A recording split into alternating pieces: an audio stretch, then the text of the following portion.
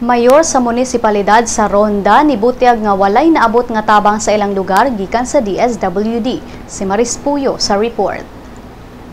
Ronda Mayor Mariano Blanco III nanawagan sa buhatan sa DSWD nga walay hinabang nga naabot sa ilang munisipalidad sukad sa pag-igo ni Senya. Ang munisipalidad sa Ronda ang usa sa mga grabing naapektuhan sa bagyo. Di natala ang 14 sa 17 ka mga namatay. Apan sigo ni Mayor Blanco nga naguol siya sa mga reports nga ang kasikbit nga munisipalidad sa Barili ug Dumanhog nakadawat og relief goods apan sila wala pa. Si DSWD Assistant Director Shalane Maria Lucero daanang niingon nga ubos sa balaod ang local government unit kinahanglan ang manguna sa relief operations panahon sa kalamidad.